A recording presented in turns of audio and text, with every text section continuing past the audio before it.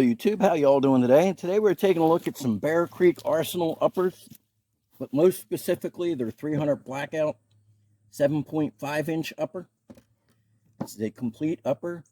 It comes with the bolt carrier and the charging handle, and we're going to be using Nosler 220 grain match grade ammunition in this guy. All right, but if we take a look at this, this is a mil-spec upper.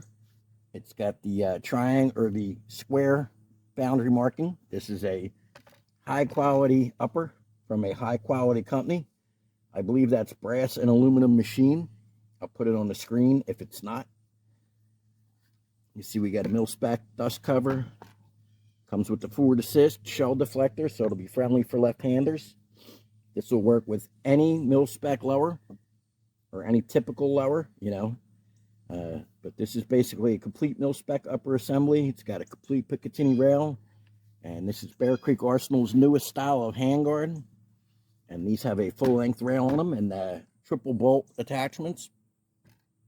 Now, one thing I'm going to say is with the Bear Creek Arsenal, really any budget AR,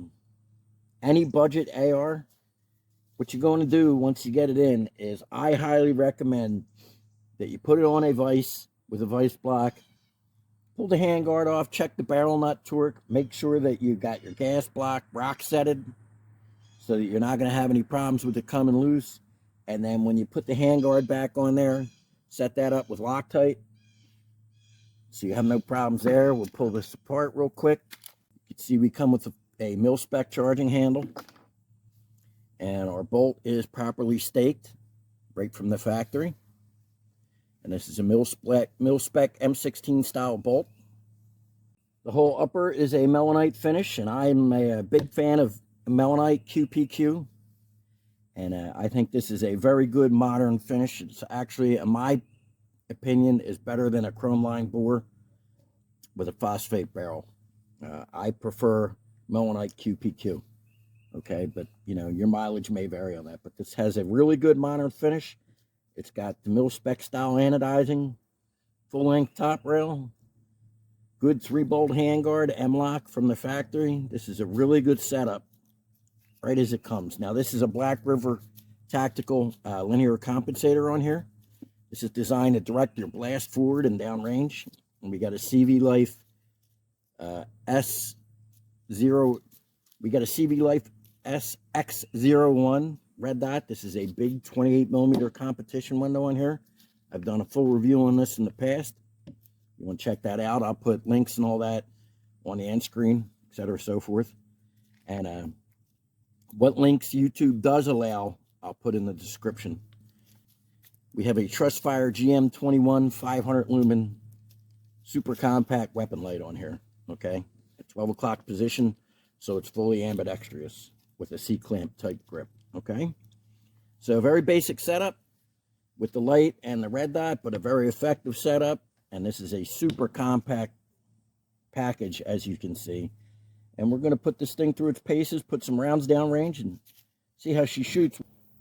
Okay, we can see down there right in the center of the screen. Let me move this super clean out of the way here. That stuff is great for cleaning your guns and stuff, by the way, folks. It's a really good degreaser. I've been using that for a long time. I definitely recommend it. Great for engines and stuff like that, too. Okay, so right down there in the middle of the screen, zoom in here, you could see our little brown Falco target right there. We're going to use that for zeroing. 36-yard zero is the same distance used by the Navy SEALs. Let's move this back here a little bit so we can see us shoot, and we can see what kind of ejection pattern we're getting with this setup. I have an H1 buffer in here.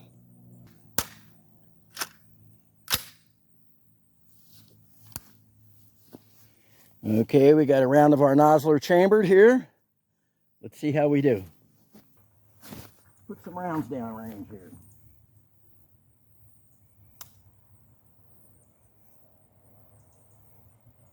Now, when zeroing, I recommend going to the dimmest setting you can see on your dot, so it's not in the way, so you can see your target more precisely. This is a 3 MOA dot.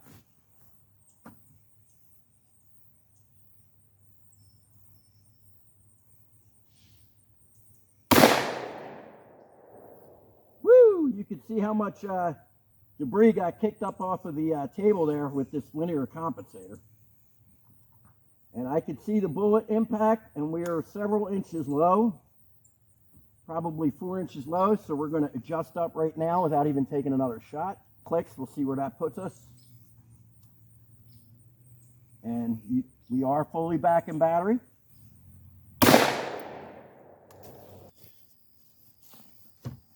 All right, so we're still a little tiny bit high, like an inch. We're going to come down a few clicks. Okay.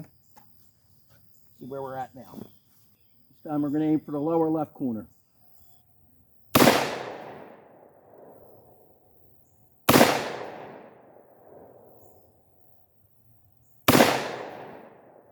And that's one full mag, no magazines, no malfunctions whatsoever. This new Magpul T-Mag is running great with the Das Boot monopod. I've been using this monopod to aim, and it gives you really good texture and grip for monopoding. Really effective. Let's go take a look at our group.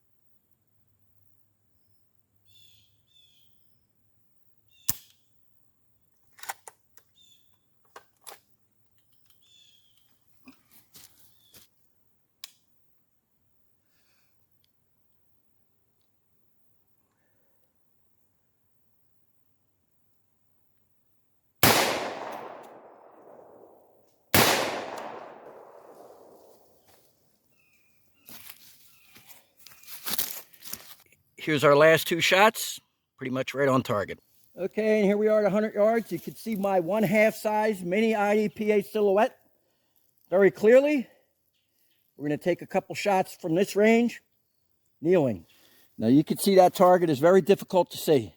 Painted in camouflage colors to make it a challenging shot, make it a realistic shot, because out in the woods ain't nobody wearing white.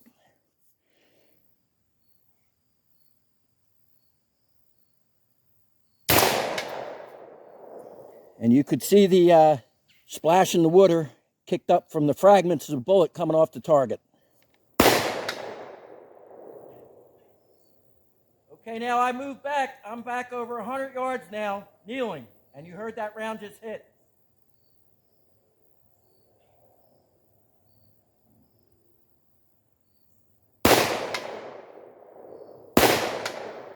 Dead on target. No problems at all.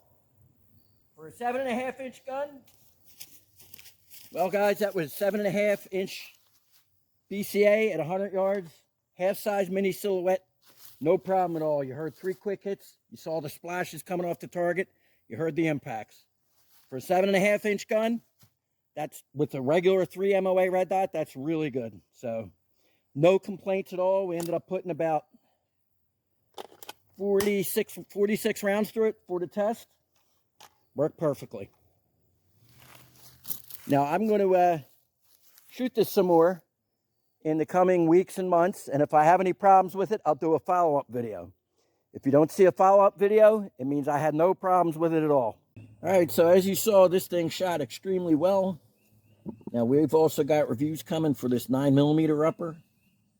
And this is their side charging 9mm. This is their bufferless upper.